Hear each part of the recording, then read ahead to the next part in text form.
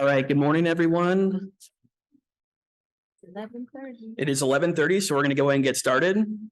Welcome to the 9th annual SWOG NCORP research-based clinical trials workshop, where we come together to discuss topics related to the conduct of clinical trials in the 5 SWOG NCORP committees. My name is Sam Zingle, and I am a clinical research data coordinator at the SWOG Statistics and Data Management Center, also known as the SDMC in Seattle, Washington. All right, we are happy to have you all here, whether you're in person or remote. Virtual attendees, we encourage you to type in your questions or comments in the chat today. The SWOG NCORP research base supports the research activities and goals of the NCI NCORP in designing and conducting trials in key focus areas, including cancer prevention, supportive care and symptom management, health-related quality of life, and cancer care delivery. In addition, SWOG is committed to addressing cancer disparities and research questions across all studies. By bringing cancer clinical research studies to individuals in their own communities, the NCORP research reflects national diversity so that the evidence generated contributes to improved patient outcomes and reduction in cancer disparities for all people. In-person attendees will have picked up an agenda, study list, and feedback form at the sign-in table. Please complete and turn in the feedback form at the end of the breakout sessions this afternoon. For our virtual attendees, materials are available on the virtual meeting webpage on swog.org. We'll send an email to you to collect that feedback. The third page of the agenda contains the continuing education signature form you may use for SOCRA. Also, this session is being recorded and slides will be available in the near future. Here's our jam-packed agenda, packed with presentations for the next 2 hours. And then we're also happy to bring back the breakout session breakout Q&A sessions, and this time it's hybrid. Please refer to page 2 of your agenda for topic descriptions. This fall theme is building a foundation. Before launching into the presentations, let's get to know the team behind SWOG NCORP Research Base. And working together along with all of you, we achieve so much more than working alone. The SWOG NCORP Research Base is guided by the SWOG NCORP Research Base Vice Chair, Dr. Don Hirschman. Drs. Crew and Son serve as executive officers for the 5 NCORP research committees. There are 5 scientific SWOG NCORP research committees and scientific co-chairs for each. These committees promote and conduct trials to support the NCORP's goals to reduce cancer risk, improve care outcomes, expand access to care, increase quality and balance cost, and reduce cancer disparities. Our team of protocol project managers at the SWOG Operations Office based in San Antonio, Texas, oversees the critical role for protocol development and maintenance. I also want to mention that the trial development also involves SWOG's financial, grant, and legal specialists at the Group Chair's Office and the Hope Foundation, who are not pictured here, but play an important role in concepts and protocols moving forward. Our NCORP biostatistical leadership resides in Seattle at the SWOG Statistics and Data Management Center, SDMC for short. All of SWOG statisticians are key players in trial design and data analysis and ensure that trial results are complete, accurate, and reliable. You'll meet a few of them today at some of the breakout sessions. The statistical unit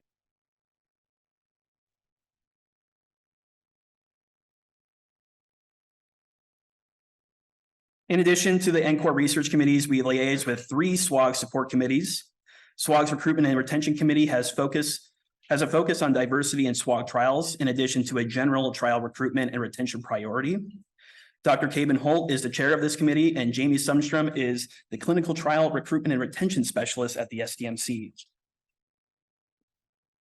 Our patient advocates represent the patient voice at research committees, meetings, and trial development, and we appreciate their contribution in all stages of the trial life cycle.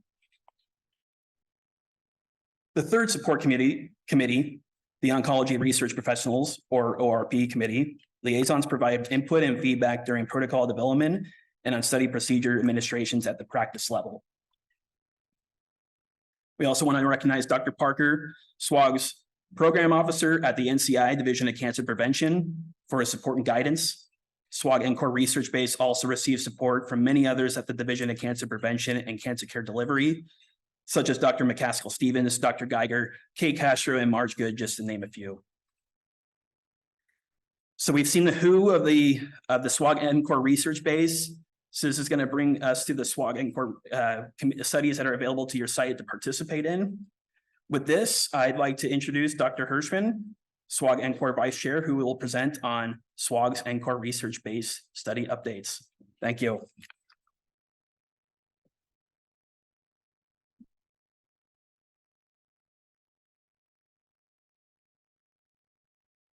So welcome to Chicago. First of all, this is an opportunity for us to thank everybody in the room for all of their hard work. We are so proud of what we're able to accomplish in SWOG, and it's really all because of everybody's dedication and commitment and belief that this is how we make a difference. This is how we change outcomes in terms of patients that are affected by cancer. And so in starting this, I looked through our progress report, and I wanted to sort of share with everybody some of our accomplishments before diving into where we stand with each of the trials. So it should be noted that just in 2023, over 1,000 patients were enrolled in SWOG NCORP trials, that 35 manuscripts were published, 22 presentations at annual meetings, that we've submitted and developed multiple protocols. 2 investigators got not just R01s, but R37s, which are like the top highest kind of grants you can get for junior investigators. 4 separate concepts were submitted to steering committees. Now, they weren't all accepted, but a huge amount of work goes into that. And when they're not accepted, often we turn around and revise them. This is a slight summary of the activated trials, the number of trials that were submitted to triage and approved, the number of R01 grants that were submitted, and several that will be submitted just this month, or I guess last week. U34 grants, we had 4 different grants get submitted, and several are in being revised. Concepts submitted to the steering committee that are currently under review, and some that were disapproved but will be rejiggered and will move forward. We also have had some other major accomplishments, such as developing a vice chair for DEII. I guess I left an I off of that. And we were the first to publish a large pragmatic cancer care delivery trial, and this has resulted in 4 or 5 manuscripts that were accepted or already published. And several of our trials, such as 1714 and 2013, looking at risk factors for the development of toxicities, not only were they developed, but also rapidly accrued, and are almost 2013 is almost done accruing. So not just our success in terms of planning, designing, and getting these trials approved, but also completing and publishing. And so all of that success is everybody's success. And so we should all share that. I wanted to give a few updates of open trials in terms of where they stand. Some of these you're going to be hearing about in more detail. We have 1501, which is a trial that has been around the block for some time now, and it has had some challenges in terms of this randomization arm. So in thinking about all of this, and in thinking about how well the cohort study has done, the investigators are going to go back and redesign this as a large cohort study to understand predictors of cardiac toxicity in patients getting HER2 positive therapy. I think we need to recognize that the landscape for metastatic HER2 positive disease has changed substantially since this trial was developed. The number of drugs and their toxicities are different than it was originally believed. And so we need to look at that. The rates have been a lot lower than they anticipated. And so really trying to figure out who is and is not at risk is going to be important. important. And so this is going to be redesigned. The second study, which also we've talked about quite a bit here, is 1703. This is a study looking at serum tumor marker directed disease monitoring versus usual care in patients that have elevated tumor markers. This study has been presented multiple times. It's a non-inferiority trial, and it's actually been modified in a lot of ways to make it very easy to enroll. And I can tell you that from personal experience, because I have enrolled many patients myself to this trial, and it's really, of all the different things we do, it's not one of the more challenging studies. Now, this study has been slowly accruing over time. The rates have picked up since we've had some modifications. And one of the things that, again, because from the time this study was developed, we made major assumptions about the non-inferiority arms. I think we now have more data from other non-inferiority trials that have been done. And the plan is to redesign this study to see if the assumptions that were originally made as part of this design are still hold, or if we can make modifications as a result. And so the hope is that we'll be able to make some changes to make this study end a little bit sooner. This is a study, the credit study, 1912 CD, looking at financial navigation for preventing financial hardship in patients that are undergoing cancer-directed therapy. We've talked about this several times. It is a randomized intervention in patients with advanced cancer, starting their initial treatment. Patients get randomized to remote intervention for financial counseling and navigation and financial assistance through a centralized organization called PAF.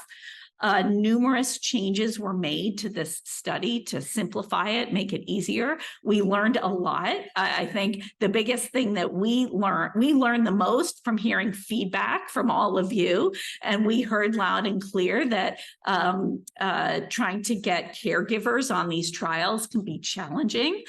So a lot of modifications were made to make this trial easier to enroll to.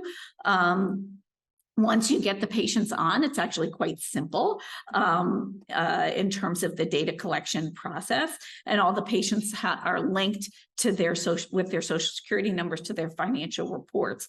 But this modification actually has made a big difference.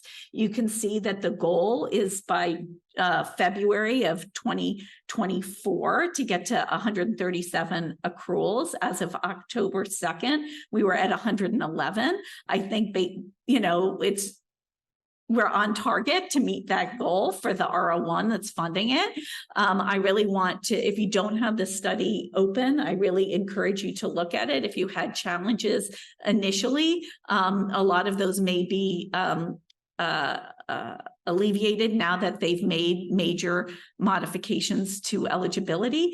I also can say from personal experience, it's a lot easier to get patients on this study now. So it's a super important study, and please continue to accrue. And this is a slide looking at some of the top accruing sites, just to acknowledge their efforts. And if anybody has any questions about this, Dr.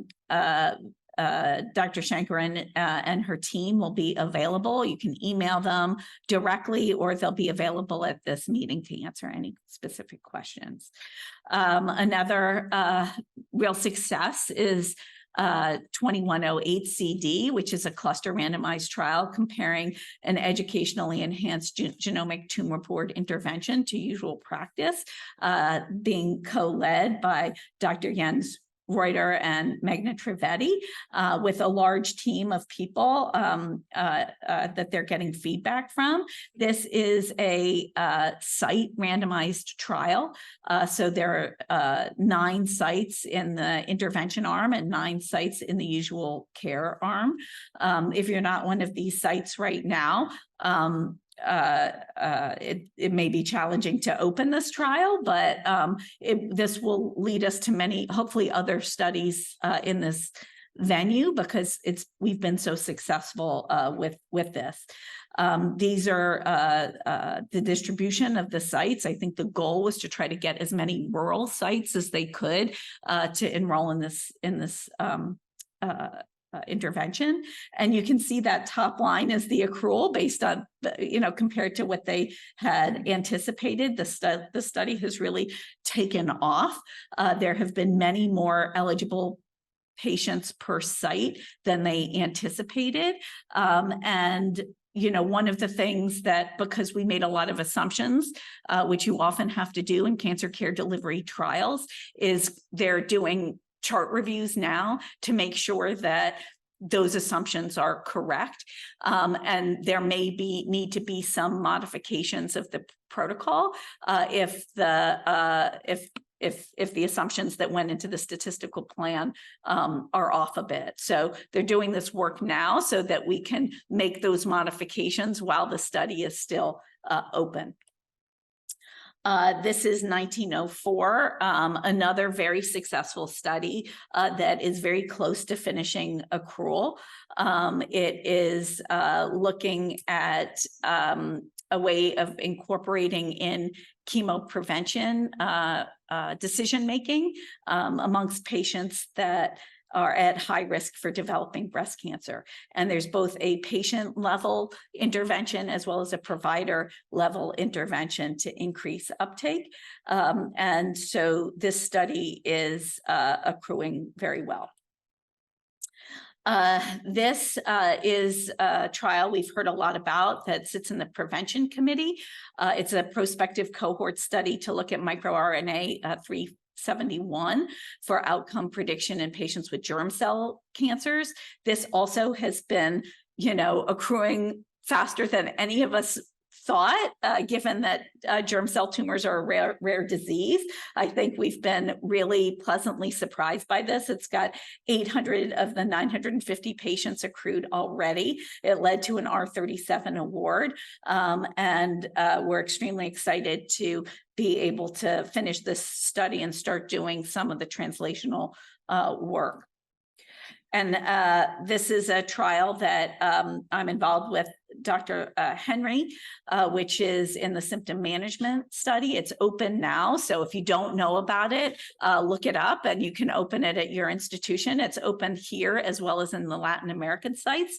And it's looking at active symptom monitoring. It's an R01 funded study to help support this, looking at young women with breast cancer that are undergoing ovarian function suppression in addition to endocrine therapy, and really looking at whether or not active symptom monitoring will help control side effects early and help women stay on their therapy longer. So persistence is the primary outcome of this. And while it opened fairly recently, the accrual has been already picking up and fairly robust. Again, this is another study I mentioned, I check it. A prospective cohort study looking at predictors and a model to predict IRAEs.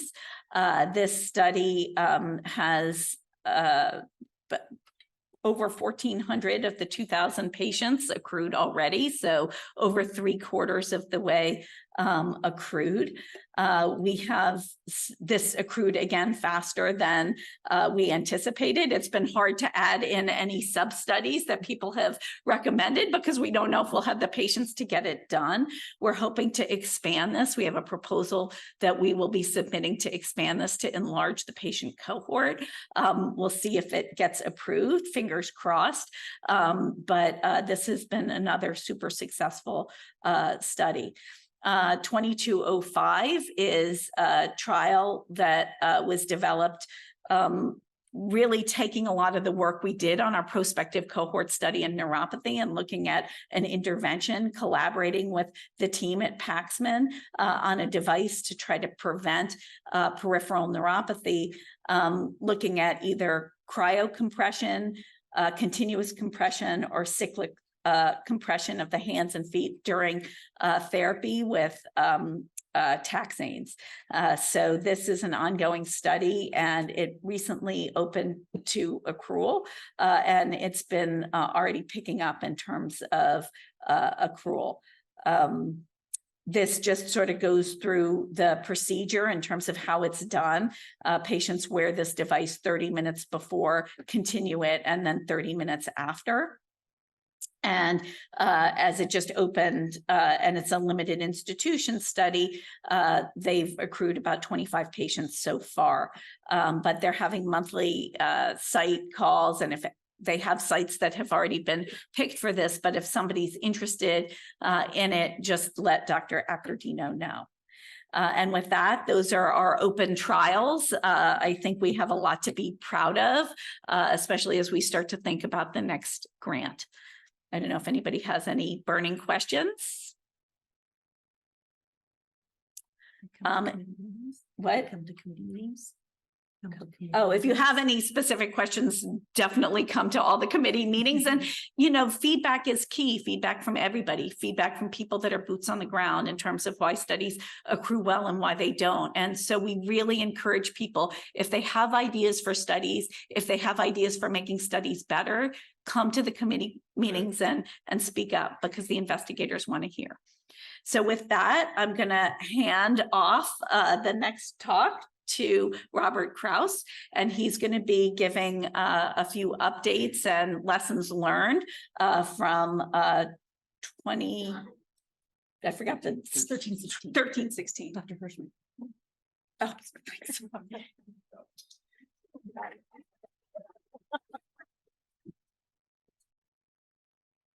Okay, thank you. So I appreciate being invited here to give a little bit of what we've learned over time from S13-16. How do I just hit which one? Yes, yeah, the green button is forward and the red is.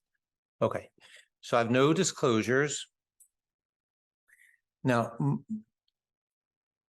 so Monica's instructions to me were to discuss key aspects of the study from concept until publication. And it was a long time. It was an idea a long time ago. It was something that when I was at City of Hope as a fellow, we saw patients who had a malignant bowel obstruction, which I'll talk a little bit. And it was in these patients with advanced cancer suffering, what's the best treatment algorithm? It was a conundrum. And so we had this idea to study it.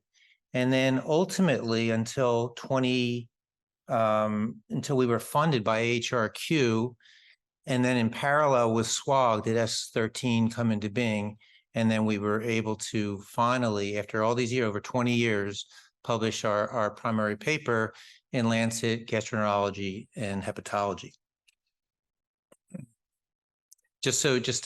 The whites are all the different grants we submitted over time. The red are all the talks that I gave, including pretty much all of the different, at the time, cooperative groups.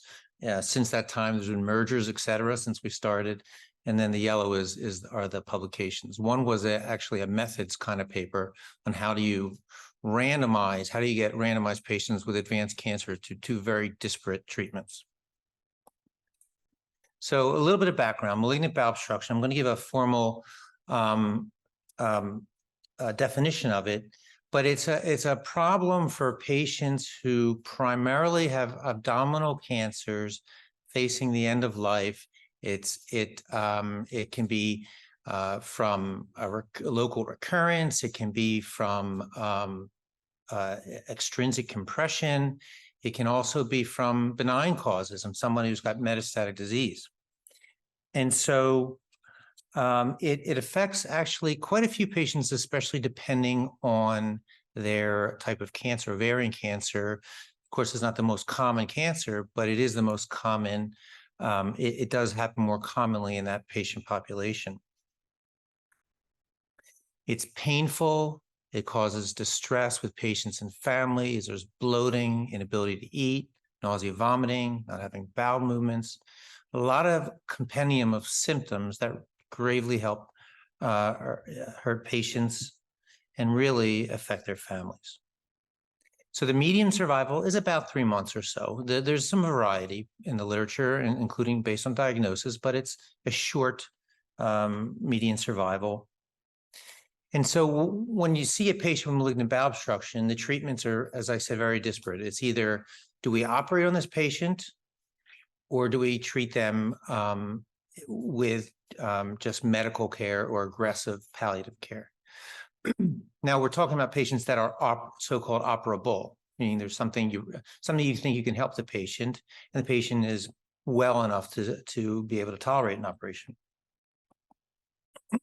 So when initially designing this study, we had a meeting back in Pasadena in 2004, and we essentially designed the trial. We tried to sort of think through all the different issues for a palliative care trial. We came up with this definition, which has actually been very widely used. There has to be clinical evidence of an obstruction, a bowel obstruction, history, physical, radiographic evidence.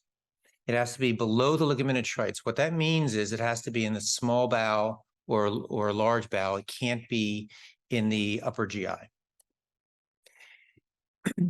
Intra-abdominal primary cancers with incurable disease. So that means the person, for example, who's got a rectal cancer history, was removed, they have liver metastasis, incurable, and they have bowel obstruction. You're not sure if it's actually due to cancer, but that person is deemed a malignant bowel obstruction. Carcinomatosis, you see it.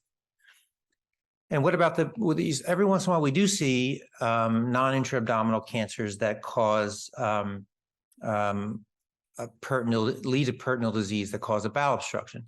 Every once in a while, you see it with breast cancer. You can see it with lung cancer, melanoma occasionally. But you have to know that there is actually intraperitoneal disease for patients to be considered malignant bowel obstruction.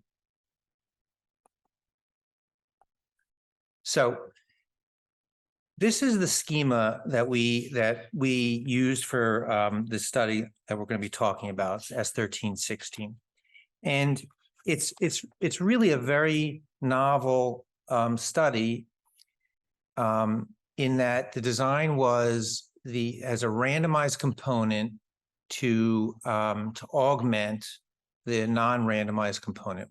We did this for a couple of reasons, and actually this was Garnet Anderson's. When we resubmitted, this is one of the things that she did to help get us funded to move forward with a study. So we knew from the beginning, randomizing patients with advanced diseases, especially with two different treatment modalities, they're so different, would be difficult. So the hope was that everybody would be randomizable.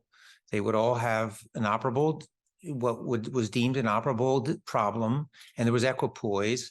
Not that there wasn't going to be bias, there's always bias, but there's, people the surgeons or the surgical teams would recognize that they weren't really sure which modality would be better. So this is ultimately what our accrual was to the study. As you can see, there's more in the non-randomized component as designed, and there's actually even more in the non-surgical non-randomized arm. I'm going to talk about sort of what we did to ensure things were as even as possible for our accrual. Okay. So this is the timeline for the year. So basically, the patient would be registered, accrued to the study. Week 13 was really when the primary outcome measure was. That was with the manuscript that we just presented. That was the time frame. We followed the patients for up to a full year, should they survive. We found that, as predicted, about half the patients did die by week 13. And then basically the patients were, the coordinator teams at each site would follow the patients via telephone call each week until week 13 for asking basically to see if they were hospitalized. Now, most would be hospitalized at the centers they originally were, but sometimes outside institutions.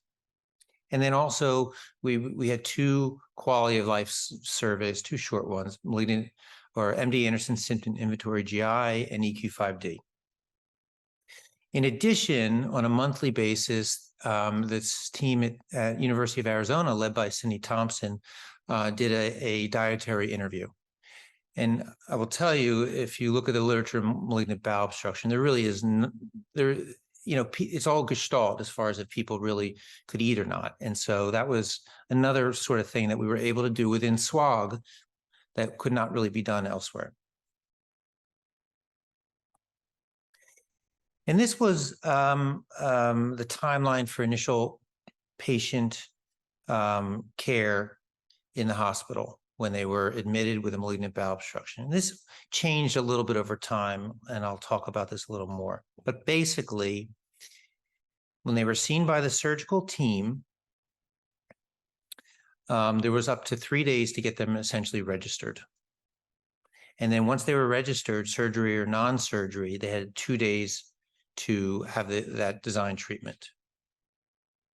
Now, this was designed and always was going to be a pragmatic trial. Once somebody randomized, for example, to one arm or another, it doesn't mean that they could never get there couldn't be essentially crossover. For example, our first patient that was randomized, University of Michigan, was randomized to the surgical arm. And then the next day, the patients started to feel better. And so signs of sort of getting over the obstruction, and the patient did not have an operation.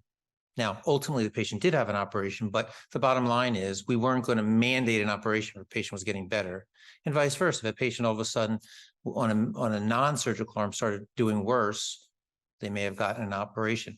I will tell you that I got a lot of calls over time from coordinator teams.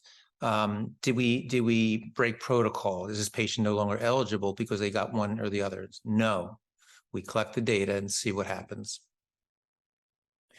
The other thing is for the aggressive non-surgical arm, we initially mandated octreotide or a somatostatin analog, octreotide being the most common. And so there's a lot of evidence that that's helpful to patients with a malignant bowel obstruction. It decreases secretions. And basically, but some patients were actually started on it, and we said, okay, you can have 2 days of it and still be registered. Longer than that, you're probably going to have an effect if you're going to have something and you're really not eligible. Our novel primary outcome is a composite measure based on days out of the hospital and alive at 91 days. We call this good days. And so what's really important, and based on lots of evidence for people facing the end of life, being out of the hospital is really important. And then, of course, we measure all these other things, days with an NG tube, the diet we talked about, health-related quality of life, morbidity, mortality is always important, and of course, survival is always important.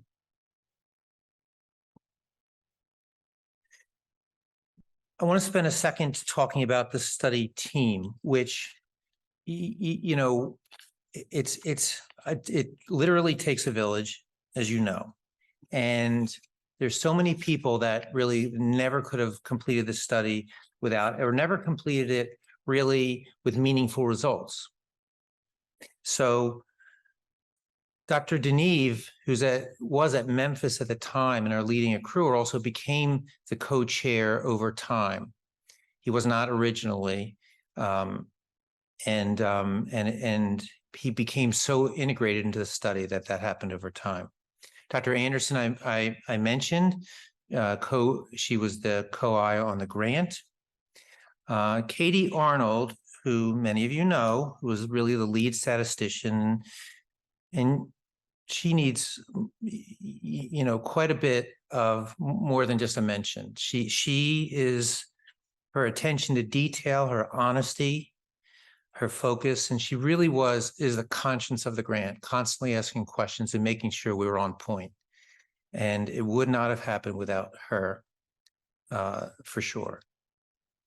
Virginia Sun, who many of you know now, you saw her picture up there. She was titled sort of the nursing representative of the nursing committee, but she was really much more to that, into the study as far as ensuring that we were able to complete the study. And actually at City of Hope, she also helped quite a bit ensuring accrual there. Now, Roxanne Tapasio, who many of you know, was an incredible help specifically to me, but to many people. She was steady throughout the entire study, and she was always available, and she really ensured that we were going to accrue and complete the study. Cindy Thompson, I mentioned that she's at University of Arizona, lead of the diet program. Gary Deutsch, I have to list him because, and I'll show that in the next slide, where he was at Northwell and our second leading accruer. Our non-SWOG rep, or the NCTN rep, was Angela Secord. She's a gynecologic oncologist at Duke. And then two people that were really from the very beginning. We're at that meeting back in 2004. Marcia Grant, who's been my mentor my entire career from City of Hope, a nursing researcher, and Jeff Sloan, who many of you may know, a major force in quality of life research, who unfortunately passed away recently. But it was a great mentor as well. Okay. And this I believe it was Roxanne did. It's a great day when you get this, and you can actually, say you completed accrual to what your designed accrual was. So that was a great day. So I wanted to show this. This was ultimately our accrual. One of the things that we did during the study, which was an advice by actually Dr. Secord, surgeons are very competitive. So every month we gave a sort of a score, who's doing what. And you can see, the biggest two by far were Memphis and Northwell, and yet Kansas and Oklahoma and Duke and Arizona, City of Hope, others really put a lot of patients on the study. Most notably up there, the numbers are not large, but the randomization numbers are large, as from our Latin American sites, specifically Mexico and Peru, who we definitely could not have completed the study without. I'll talk a little bit more about that. So basically, for this study, there was quite a few challenges and ultimately solutions. And I'm going to sort of give an overview of some of these. So this study, the grant was originally written as a 6-site grant. Arizona, Michigan, Duke, City of Hope, Memorial, and MD Anderson. But it obviously didn't end up that way. In fact, our two highest accruers, not even on that list. And so basically early on, we could see that there was problems. This was not also at a time when there was universal IRB. We had to get IRB approval each site, and it was really difficult at some sites. And some site, we actually powered the study, the original study, from a database of Memorial Sloan Kettering. I had a colleague there who's at Brown now. Brown was an accruer, and and basically, they were all set up to go. Their main surgeon who did this kind of work was on board. Everything was ready. And then it was nixed by one of the medical oncologists. So we're not going to do this study. And probably the biggest accruer was gone. So we had to think very quickly and therefore open it up to other sites. Now, we targeted specific sites. We asked, I did a lot of marketing. And some studies saw it on the CTSU and decided they want to do it. Very few. Most of them were from personal interactions, but we really opened it up relatively quickly beyond the original 6.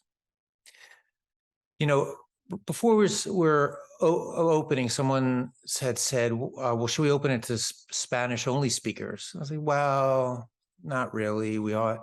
Well, go ahead. Our first patient at University of Arizona was a Spanish-only speaker, and our second one was as well. So we went right to the NCI, and we found out that they do the translation for you, and we became open to Spanish speakers. We were open to Colombia, which a huge percentage of those patients are Spanish-only speakers, et cetera. And so that was a very quick maneuver we did to ensure we weren't going to miss patients. And then it worked out, of course, because then we developed relationships with our Latin American sites. And so they were anxious because this is basically, bread and butter for them. They could put patients onto surgery versus non. This was something they could do. We weren't sending medications across the border. But there are systems in place that are different, and it took an awful long time.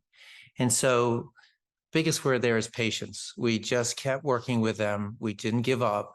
And ultimately, all three at the time, there were 3 sites, Mexico, Peru, and Colombia, and they all ultimately did open to the study. Now, another thing that happened about the time that we were trying to open in Latin America is there was a shortage of octreotide in the country for whatever reason. And also our Latin American sites said, we can't get that reliably. It's too expensive for us. We can't. So what we did was we made it that some octreotide or somatostatin was recommended, but not mandatory. We couldn't have included Latin America had we not done that. Okay. Another thing was what we ultimately had to do, and of course, this is based on a lot of conversations with Katie and Garnet, is we ultimately were sort of over recruiting to the non-randomized arms. And so ultimately we had to serially close accrual. Katie had recommended that a long time before. But there was real fear that we couldn't really accrue to the randomized. We couldn't complete it, and we were wrong. We could, and we did. A lot of it had to do with adding the Latin American sites, but the sites that really got moving, they really were able to randomize. So just a couple other patients presented after hours or weekends was a problem. This is not the typical SWOG study where, you see someone in clinic, et cetera. This is somebody in the hospital, and they come after hours, they come on weekends. And we had where a lot of coordinators would volunteer to consent over the weekend. We did, by the way, on the timeline, we don't include the weekends over on the timeline, but things go on, and patients, surgeons and clinicians and things happen. You want to make decisions for your patients. And so our eligibility timeline became sort of less restrictive because of that. And so finally on this, one other thing is there's a delay in surgery. So we basically said the patient was in the hospital and they had the 3 days, et cetera.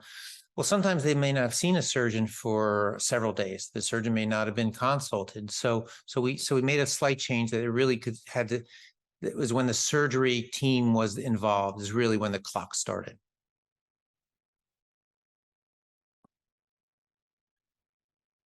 Okay. And then finally, okay. So, and then finally, there was some data collection nuances, which are different than a lot of studies. And so one of them is our patients, of course, were mostly, pretty sick, and they weren't coming back into the hospital or coming back to clinic for a survey. And we weren't weighing the patients or things like that. And so basically pretty much all the follow-ups were done via telephone. Now, this created sometimes some problems. Of course, you couldn't always reach patients. The data, so there's some missing data, but it's remarkably amazing how the coordinator team did in getting patients and getting them to respond to the telephone calls. And then, of course, we also changed a little bit or made sure that a family member could also answer as well, basically, especially knowing if their patients were admitted to the hospital.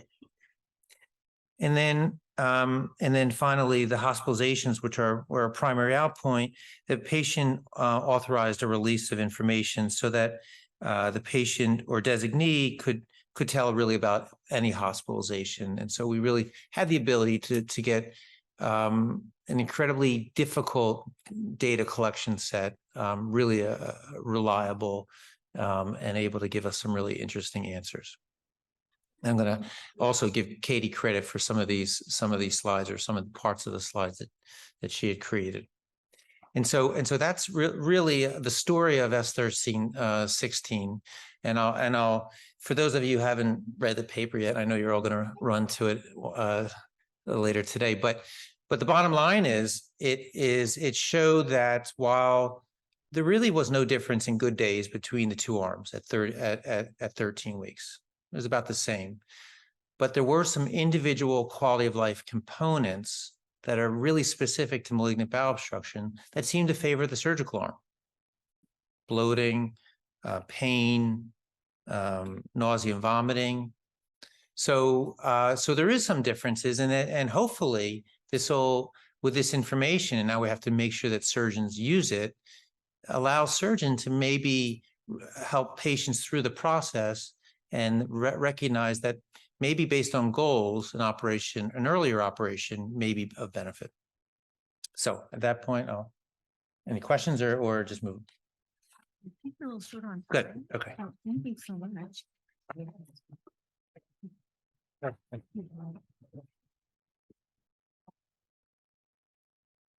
Thank you, Dr. Kraus.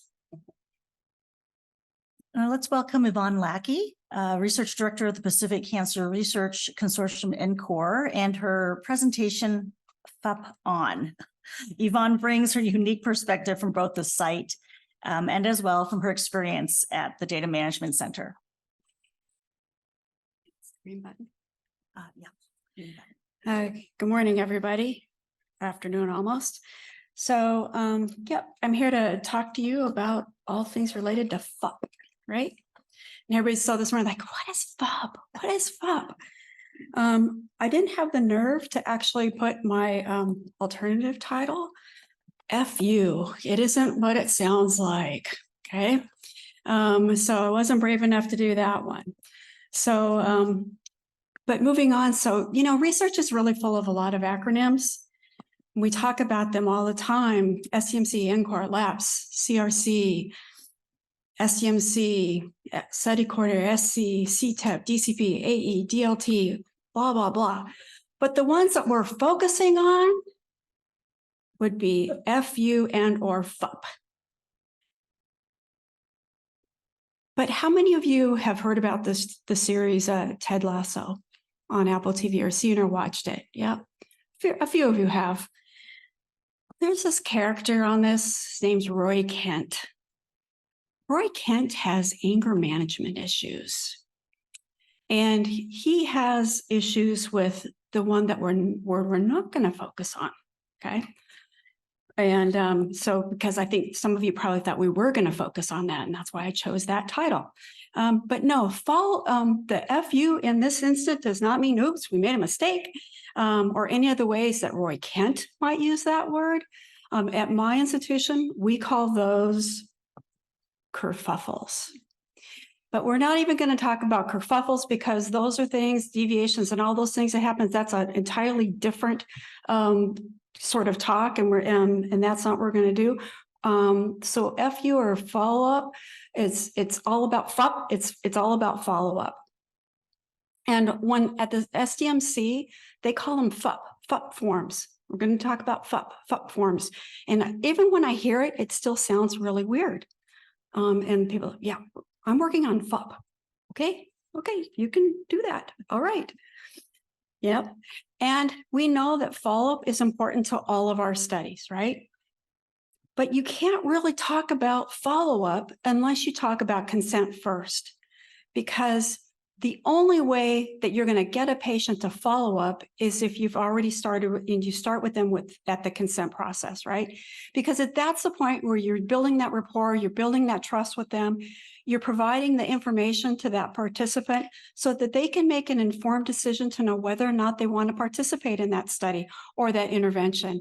And it's your opportunity at that time to explain to them in little detail the big picture about what it means to be on that intervention or that treatment, including the follow-up expectation, how long they'll be on that study. Because a lot of times patients will think just about the treatment.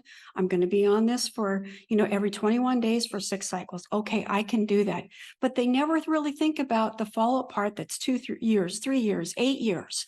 So you really want to be talking to them about the follow-up as well as just that treatment or that intervention plan. So it's your opportunity to be talking with them about the whole picture.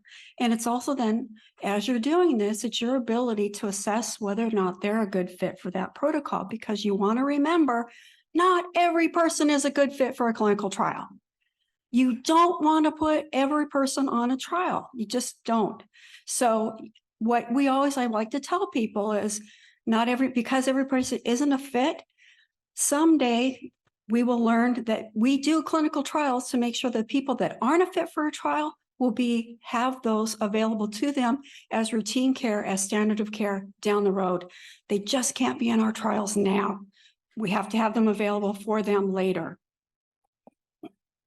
So why do we do follow-up? We want to have surveillance of the patients. We want to make sure that we're monitoring their adherence. We want to make sure that we're retaining them for that study. We want to make sure that we're keeping them interested and that they're participating and they're still committed to making sure that we're maintaining those endpoints. And we want to make sure that we're meeting those study objectives. So how are we going to do that? We do that by making sure that you have the keys that you need for that successful follow-up. So how do you do that? Well, you make sure that you are familiar with the study endpoints and the time points in those trial objectives. Basically, the why, the what, and the when for a study. And we want you to know the study-specific primary outcomes to understand the importance of the data and the time points that are being collected. So that's where the protocol is your follow-up friend. The sections that are listed there, 1, 7, 9, 10, 11, 14, those sections then tell you what you need to know. Section 1, the objectives. You don't necessarily are always going to be going back and referring to the objectives. When you first learn about a study, you're going to want to check the objectives for that protocol. The treatment plan is going to tell you what that patient is going to be, what will be undergoing for that treatment or for that intervention. Study parameter calendar will tell you what that patient will be undergoing at each time point in the study calendar. Make sure you have a magnifying glass because you want to make sure that you know those footnotes as much as you do the little X's within all of those. Have that magnifying glass to make sure you look at everything underneath it as well. Section 10, you want the criteria for the evaluation and endpoints, understanding those. Your stat considerations are going to tell you how many patients are going to be accrued to into those sections. And of course, your data submission guidance will tell you how often you need to submit the data for your patients. But when you have your follow-up, you always have those what ifs, right? What if your participant is deemed ineligible? You know, they're not eligible for the trial after you've enrolled or randomized your patient. What if your patient stops the intervention early, or they miss a study contact, or 2, or 3? What if they're too busy for active follow-up, or they're lost to follow-up, or lost in space? You can't find them. What do you do? So there's lots of follow-up things that happen. So my statistician friends have this thing called intent to treat analysis, which equals follow every patient.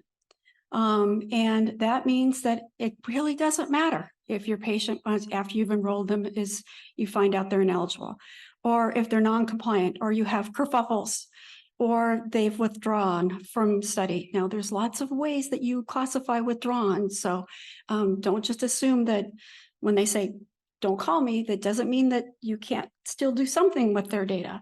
There's ways that you could still follow those patients.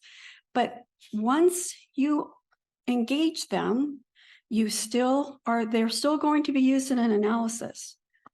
But then you're going to say to me, why? Why do your statistician friends want us to do that? That's not fair. It makes our job so much harder. Well, we live in a really noisy world anymore, right? And so the statisticians say this is our way of handling noise, and that is to treat everybody the same, and that's to say we are going to follow them no matter what. It reduces the bias. It helps us to just take a look at them, and we will use them in analysis if we can, and we're just going to follow them as if nothing else happened. So that means we have to follow those patients. And that makes they don't have to worry about who's in the analysis, who's out. They don't have to worry about, in clinical practice, we have patients that aren't adherent to studies. Imagine that, life happens to all of us. So they end up not actually having things that happen that they're snowbirds, right? Washington State, they go to Arizona. I think in Michigan, they go to Florida. So you have patients that travel. So we want to make sure that we are still following them as best we can. So, and always with the intent to treat, once randomized, always analyzed. So we try to always make sure that we're following patients as much as we possibly can all the time. So the key is we want to follow every patient with perseverance and patience, and remembering that element of trust from that consent discussion. So some strategies, including, again, going back to establishing that rapport, be prepared, know the study's data submission requirements. There's nothing worse than getting into a room with a patient and going, I'm sorry, I forgot that you have a quality of life questionnaire this time. I need to go back to my office and get that. Time is really important to the patient, to the physician that you're working with. So make sure that you've already, again, looked at that protocol, exactly what is needed for that visit, and so that you're on top of what's needed. Keep your focus, both yours and the participants. Make sure that you're focusing on that protocol and what's needed at that time. Be objective. Keep your opinions to yourself. Watch your tone and your body language. 70 to 93% of communication is nonverbal. So the minute you walk in and you roll your eyes, or you say, I hate this study, what are you saying to them? You don't want to do that. You want to make sure that your nonverbal communication is saying to them, thank you. Thank you for taking your time. Thank you for volunteering for this. I appreciate what you're doing. We're going to publish it. We're going to get these results. We're going to analyze them. And you're a part of something bigger than yourself. We always want to be communicating that message. I always tell my team, control your eyeballs, control your eyeballs. And every time when I'm going to a meeting, they're going, Yvonne, control your eyeballs. This is going to be rough. It's like, okay, I do my best. So, and then use the tools provided by the SDMC. There's lots of things out there, the IPR, the expectation report, the stereo workbench. I think these tools are often underutilized, but they are out there, and they are more than willing to create the tools that you need in order to do your job better. So again, going back, it's all about maintaining trust. And for the naysayers in here, he's not pushing that person off the cliff. He's not going to let go. Okay. That is not the idea behind this slide. This is not a way to end your follow-up. Okay. This is a way to continue your follow-up. I think you've seen this slide a couple times. Sam showed a little bit. So talking about accrual, and then, but on the far end, it talks about the length of accrual. These are for the NCORP studies. Remember, your treatment trials are going to have longer follow-up times. So, and the other thing I wanted to point out on this is a lot of new people, so a lot of this talks about consenting, what I would suggest that you do when you're consenting patients now. A lot of you might be new to consenting. So that means you're consenting people that you've never seen before. So I recommend that you not tell the person that you're visiting with and talking with that they will see you, that you start socializing the idea that it might not be you. There's a lot of turnover in this industry.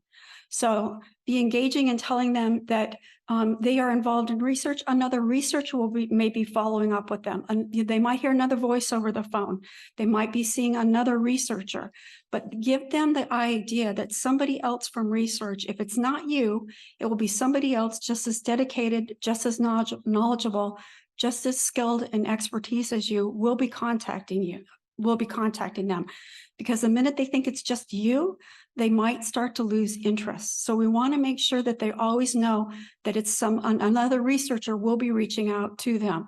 And I know that it's hard when you haven't ever met that person before to walk into a room is kind of like a cold call, and have that same sort of rapport.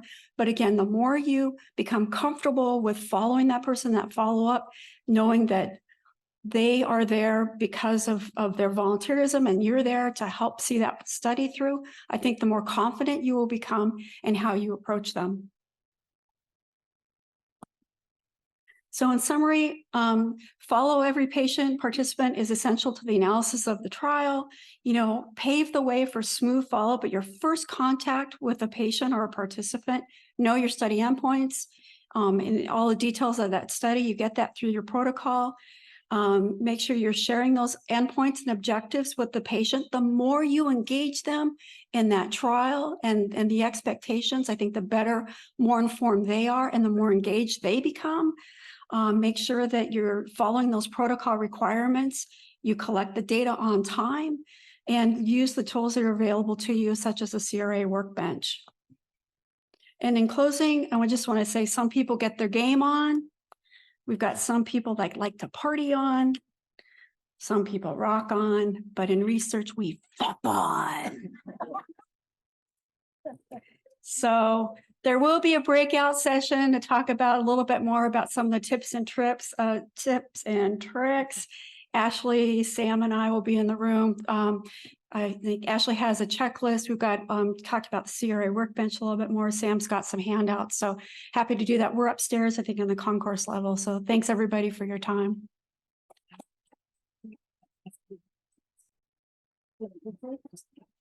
Does anybody have any questions? I still have a green light.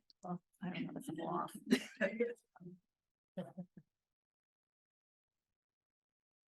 All right. All right. Thanks, everybody. Thank you.